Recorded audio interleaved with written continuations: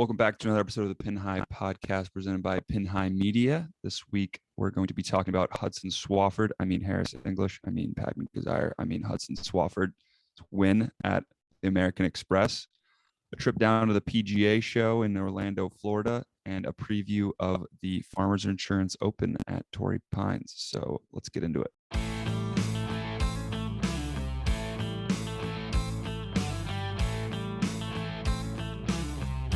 This is Jordan Spieth here, and this is the Pin High podcast. That was good. I was trying to think of the other guy who was like compared to, or we always got confused with them. And Pat Gazar. Yeah, no, we always the Sea Island boys. The Sea Island boys are all the same person. They all went to Georgia. Is Kazire from there too? Yeah, is that what it is too? Okay. They're all from Sea Island. I don't know if Harris English is from Sea Island, but they all went to Georgia.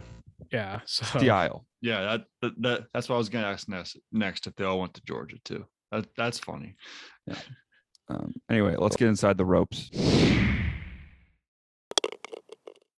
Hudson Swafford, like we just mentioned, won the Amex.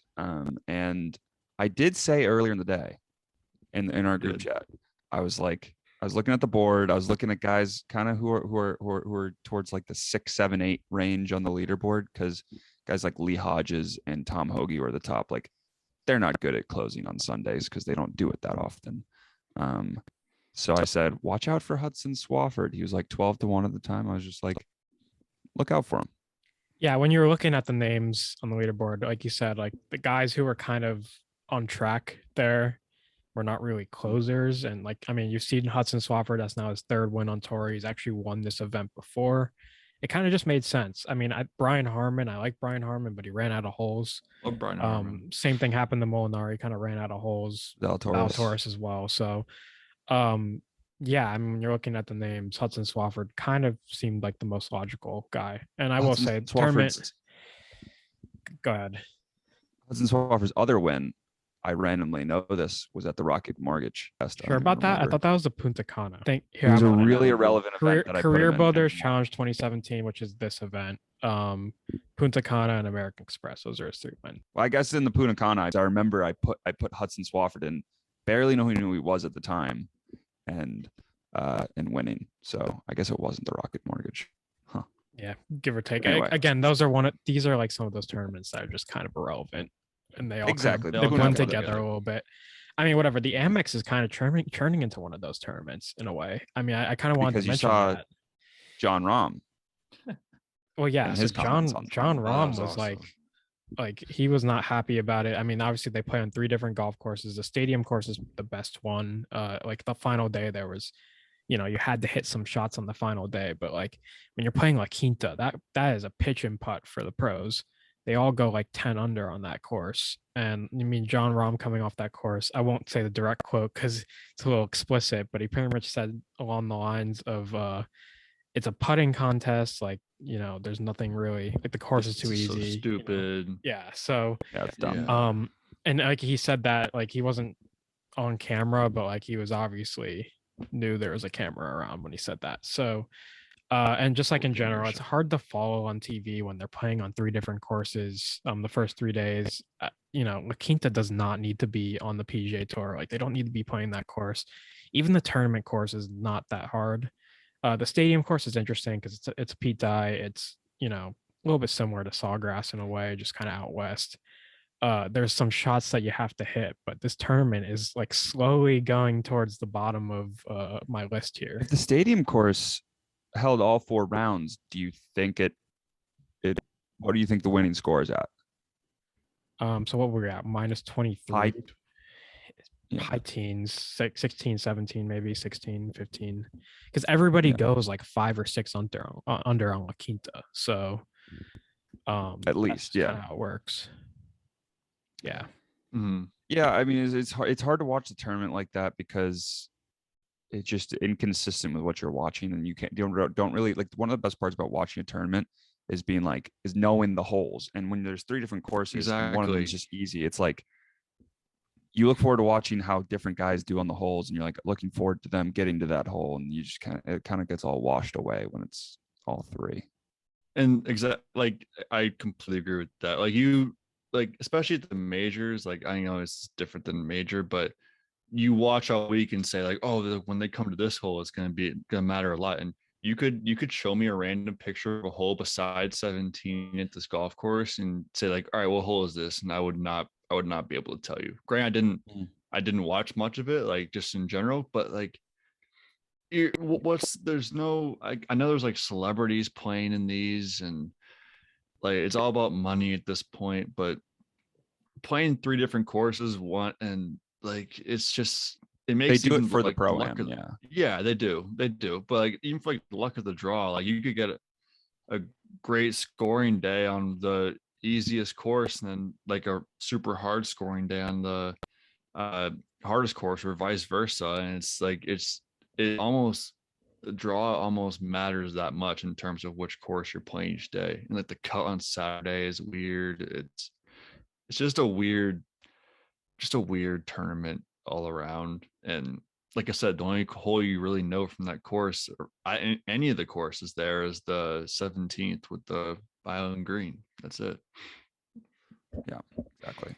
And speaking of the island green, Siwoo Kim was I had him as top Asian in our skins picks, plus 330, and he's leading by 2 going into the last 2 holes on Sung JM, who'd already finished. All he needed to do was shoot 1 over on the last 2 holes, doubles 17 on the island green, puts it somehow like Yeah, 5 or 10 yards over the green. so I went back and watched it because I was so confused looking at the tour tracer and stuff, and I was like what's going Probably on? hit the Like, rocks, right? why did he go like so over It the had to. water? Well, they put the flag all the way in the back of the green, and he hit it on the back of the green, like landed it, and then it just took one big hop over the back of the green into the water. So you really could not land on the back side of that green. You could barely land Yeah. in the middle, I bet. Like that green was rolling out. But yeah, no, that sucked. And then he parred the last hole, and so there was like a split, whatever we figured out. But Yeah, what was the deal with that? You got like plus 115 odds? Is that what it yeah, was? and a win on Okay. that. But still, Which honestly, not that's as kind good. of a loophole because like you could just bet these every week now, knowing that if they split, you still win Push. something. Like because this doesn't actually Yeah. push, you win still, kind of. Yeah. So like because there's only how many Asians were in the field last week? Like 4. So like there's a 5 or pretty 6. decent Not chance of many. that pushing. So Yeah. So anyway, and then I Well, guess we have in here there's a bet between Pat Perez and Siwoo Kim, because I'm pretty sure I saw on Twitter actually, someone said that on that shot on 17, Siwoo Kim dropped the loudest F-bomb they've ever heard on live television. yeah, so apparently he's a little bit of a hothead, and he breaks clubs a didn't lot. know I don't that. even remember what was it last year. Was it the Players last year where he The broke, putter at the broke a Masters. putter, or the Masters? The Masters. Yes, where at he the broke a putter. Masters. You're Putting right. with a 3-wood. So I think he broke already lost that bet. So I wonder when that pays out. But yeah, Pat Perez like knew that he was a hothead and decided to make a bet with him that like if you don't stop breaking clubs, like we're making a bet 100K. So we'll see what comes out of that. I Maybe wonder that'll what be the odds were on that. Pat Perez on the I wonder what the Netflix odds show. were, and if he should be. He would love that kind of spotlight on him. I feel like this is something you'll see wonder- on the Netflix show. Yeah. I 100%. wonder what the odds were, and if Phil took any action on that from Pat Perez, Yeah, just to see who we can get. The only thing I saw was Will Zalatoris played well. I feel like we haven't heard his name in a long time. Yeah. He shot like 61 on, was it Friday? Shot 61. Friday or Saturday? So Something like Friday, I think. Yeah, he went Yeah. 1 under on the first day and then 10 under the next day.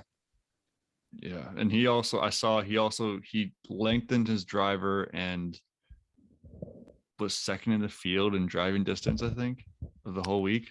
It could be something to look at this That was week. interesting. Yeah, that's definitely he was I don't remember him being like super long.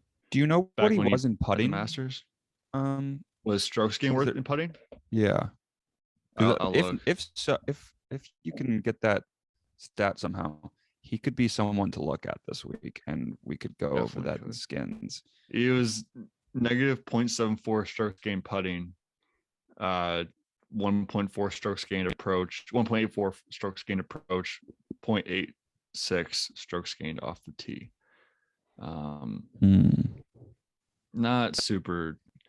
I mean, he has. I don't know how encouraging that is. No, and if you're looking for this week, last year at the U.S. Open at Torrey, he was negative 1.52 strokes gained putting. But at the Farmers Insurance last year, he finished like in the top 10 or in the top 5, one of the two. Yeah, so that number goes to 58th in the field yeah. last week for strokes gained putting, and he finished in the top 10, right? So, yeah, it's still not great with the putter, but he's so good with the approach and off the tee that it doesn't really matter sometimes. Makes you wonder if I should throw something in there on him. I mean, to be 58th in strokes gained putting, 58th in strokes gained putting, but 17th in strokes gained total. Because if he gets the putter going, like he's going to win. If he gets the putter, it's like the Morikawa to a lesser degree. If you're right, if he gets the putter going, like he could beat everyone. But it's just a matter of, like, I think we all know he's probably not as he had more weeks last year with negative strokes gained putting than he had positive strokes gained putting. But he had negative 1.5 strokes gained putting at the U.S. Open, but 0.94 strokes gained putting at the Farmers. So it's kind of, I don't know. What are you banking on there? Yeah, it's interesting. I mean, we'll see. Yeah, we'll get into skins later. See if anyone picks him. Yeah. I mean, just hooked up something interesting. Yeah, just some other stories from this week. Couple of other guys won. Akshay Bhatia got his first pro win at the Korn Ferry Tour. Actually, his first Korn Ferry Tour event he's played in. And I don't know if you guys saw this, but he has a girlfriend on the bag who knows literally nothing about golf, like nothing at all. I saw a lot of guys do that though. Like, yeah. So well, that's like that. That's even been mine. Like when Pat and like you both have caddied for me in tournaments, and I've told, I got the first tournament Pat caddied for me I said like honestly, like I'll talk about the golf, but like I just wanted someone to talk to the entire time. Like when I was playing, I wasn't gonna like tell you, like I wasn't gonna like be telling you what to do. Yeah. But like having your girlfriend on the bag and winning a tournament, that's pretty freaking awesome. Yeah, it is kind of cool. I'd say. Yeah, it's very, very cool. Yeah, and then another winner, Thomas Peters, won on the DP World Tour of like a pretty good field. So he's really been doing well the past. I don't know how long it is, but I mean, he kind of dropped off after, what was it, 5, 6, 7 years ago, where he like came on the scene, Ryder Cup, really good. Mm-hmm. And then he kind of dropped off a little bit, but he's starting to get back into that winning form. And I mean, just a couple good fields on the DP World Tour to start off the season. So he got a win out there. Yeah, there was like Rory in that field. Victor Hovland. I saw Rory was playing with Westwood. Yeah, Hovland, Haddon, I'm sure was there. You see the video, the 1 yard fairway, the European Tour post those. There was like Rory, Morikawa, and I think Haddon, and those were so cool to watch. So much fun. But it's also like you see the 1 yard fairway and you're like, oh, that's like that shouldn't be like overly hard. But like, and then they hit some of these shots and they're like way offline, which just tells you how good they are and how we'd be like, if we stood up there, we wouldn't even come close to hitting it. You know, I think they like set that up on like the F1 track too, like out in Yas Marina. Yeah, they definitely did. Yeah, that's the DP World Tour does some pretty good social media videos, not gonna lie. They definitely do. The PGA Tour needs to get on more of that. And then one other story, Aaron Jarvis becomes the first player from the Cayman Islands to play in the Masters and the British Open. So qualified. Didn't know that no one from the Cayman Islands has ever played in those events. Aaron Jarvis, I like literally randomly turned on the Latin American Amateur yesterday morning, Sunday morning, and like they're on like the 17th hole, and Jarvis, his shot in 18 is like a par 5, and it landed in the bunker and rolled out of the bunker onto the green, and he made T2 putted for birdie to tie the lead. And then a kid in the group behind was down by I think two shots, So we needed to make eagle in the final hole, and he hit a sprinkler head and bounced to 5, like on the front of the green, hit a sprinkler head and landed at 5 feet. And another kid had an eagle putt from like 6-7 feet. And like I think another kid in the group behind that had a birdie putt, like all a tie, and they all lipped out like just barely. It was a crazy ending, even though it was the Destiny. Latin American Amateur. Well, yeah, but Yeah. did that get him into the Masters and the British Open? So Masters, British Open, USAM, like final qualifying to US Open, like just he's a freshman in college. Yeah, Destiny. So, And then do we want to get into skins now? First, a little shout out to Roback. Anybody wearing Roback right now? Yeah, we got Jeek wearing the Roback hoodie. I was wearing my Roback hoodie yesterday. I think it's become a trend that I just keep forgetting. The cycle isn't lining up with my laundry to wear a Roback hoodie on the podcast, but it'll happen eventually. Anyways, you can go to the link in our bio and you can click on the Roback link, get 50% off if you just add to your cart. No promo code necessary. Let's get into skins. Yeah, so skins, we had the Farmers Insurance Open this week, obviously at Torrey Pines. They play the North and the South course. It is the longest course in the PGA Tour rotation. As you saw last year at the US Open, it played even longer. Thursday and Friday, players will alternate between the North and South courses, and then the last 2 days are on the South course. 10 of the last, probably 11 of the last 15 winners are inside the top 30 of driving distance. The South course, the championship course, the US Open last year, the small greens, longest course on the PGA Tour, better for the longer hitters. And I guess holes 12 and 15 are probably the two toughest on the PGA Tour 2 years ago, I guess. And then the North course, larger greens, shorter holes, slightly easier, but the fairways are still pretty hard to hit. And I mean, overall, this week favors the lawn hitters who have good short game and are good around the green, as well as lawn iron play. Key stats to look at: strokes gained, ball striking, par fives gained, driving distance, par fours 450 to 500, and strokes gained around the green. And yeah, it's kind of just like, I feel like the North course, you don't have to take into account as much. Like they play it once, so it's not a huge deal. Obviously, you're gonna have to be able to like put together a pretty good round on the round there, but I don't think you should put too much stock into it.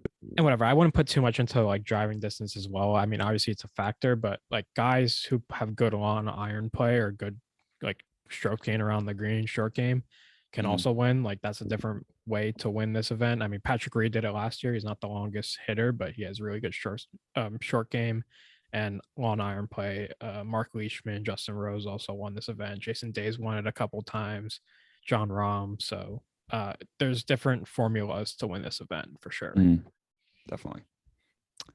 So for skins last week, the Siwoo Kim thing, if he'd finished, I would have finished up a certain amount of like units, not many, but instead I was down just like 0.7 or 0.61 units, so still up 12.99 for the year. And then Jeek, what'd you do? So Brian Harman came in the clutch. I was spot on last week with my Brian Harman take that I think he would play really well but not win. Finished top 5 plus 1400. I had half a unit on that at 1.7, so that was the big one. And then Adam Hadwin, kind of a course horse, finished in the top 40 pretty easily, so that one as well. Yeah. Cool. So I was up 5.36 units. And 3 of my guys got cut, so that set up the whole week. Yeah, we now finished like 250.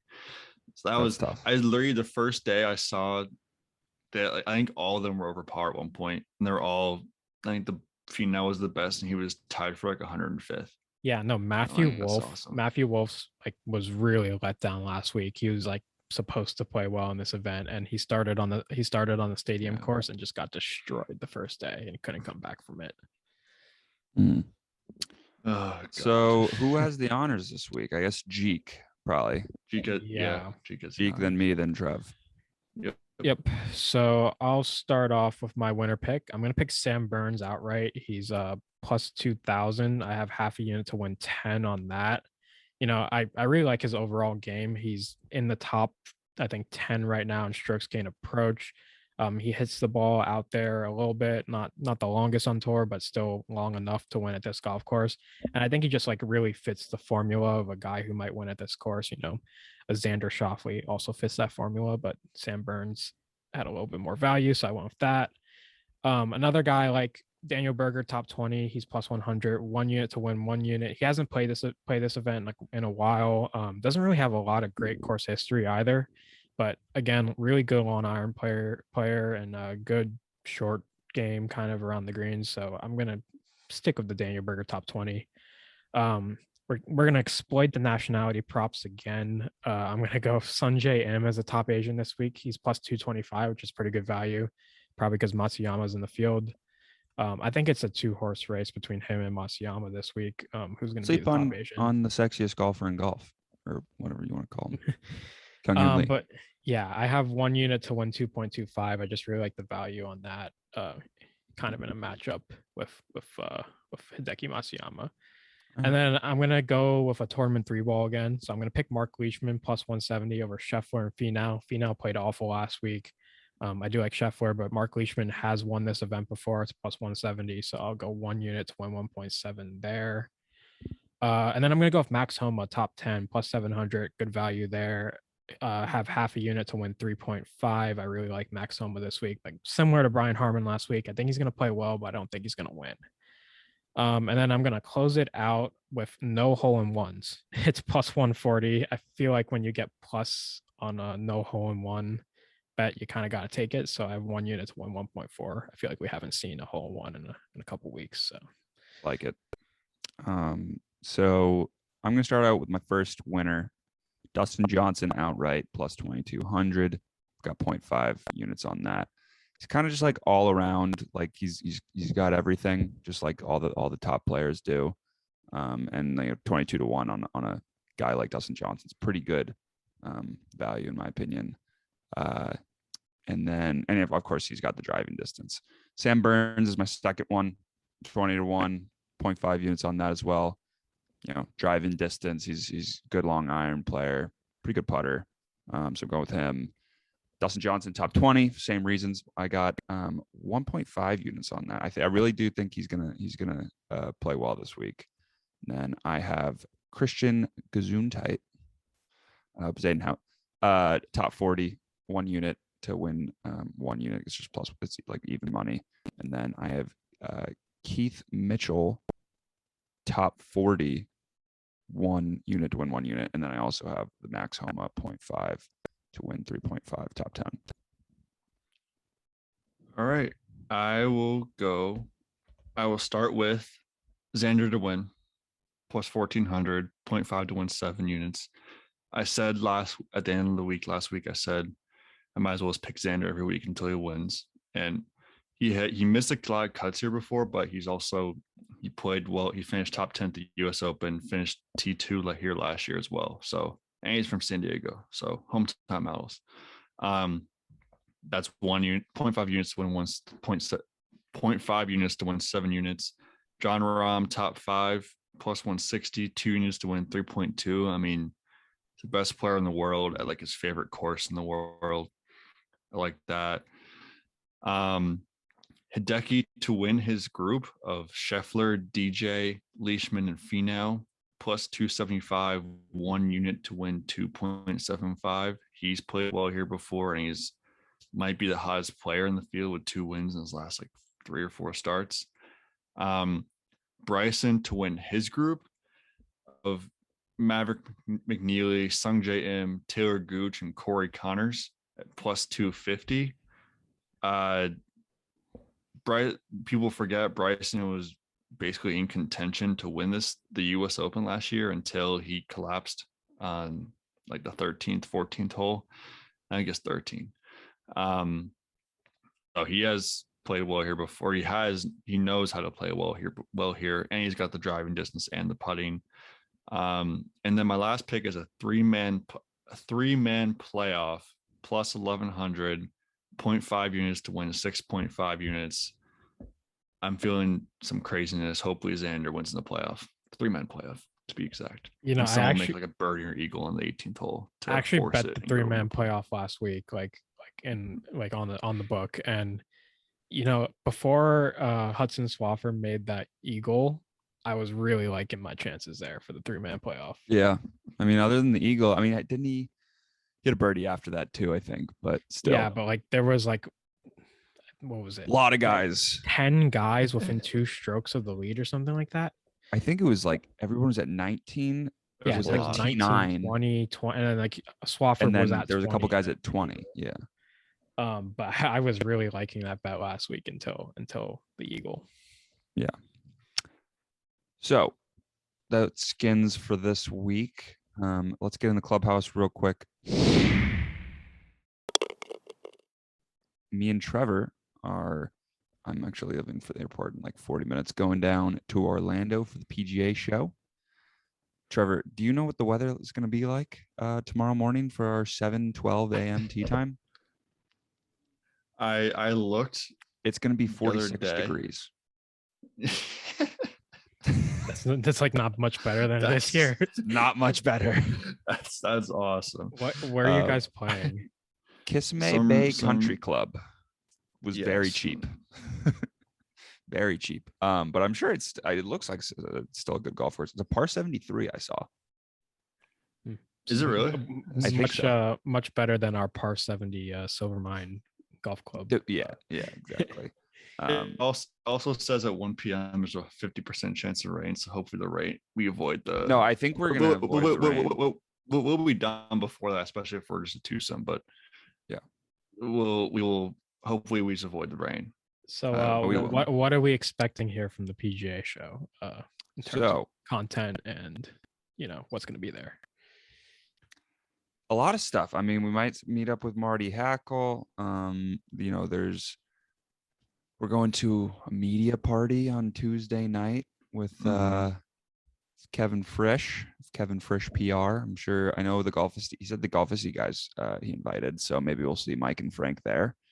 I was gonna say, like the golf. I wondered if Mike and Frank were gonna be there. I know that the people I worked for at the Central New York PGA are going to be down there. And then there's just a whole lot of brands to. I mean, Kevin Frisch was telling me that the convention center is like a mile and a quarter. Yeah. Like 1.25 like miles long, and it's all booth space. So I'm excited I don't know what to expect really. Nor do I, honestly. About I know I've heard the demo days, which is tomorrow. That's why we're golfing so early. That's really cool. Just to see all of that, and that's like the most interactive day I think as well. Mm-hmm. But I think just going around, just talking to people. I think we'll try to just talk to as many people as we can, just about, and like a lot of important people there in the name of golf. Obviously, Marty Hackle's going to be there. He's going to be at the demo day tomorrow. He said around 2. Maybe we'll talk to him. Maybe we'll have him on, have an interview next week, just talking about it. We don't know. We'll figure it out. But something will come out of it. We might even vlog our experience at the show. Yeah. Who knows? Yeah, I kind of want to see a vlog. I'm down to edit a vlog. Okay. Yeah. I'll do some of the whole entire day. Also playing some golf. Just Yeah. Don't need to like see us playing golf. It's not going to be anything pretty. I haven't played since like the end of December.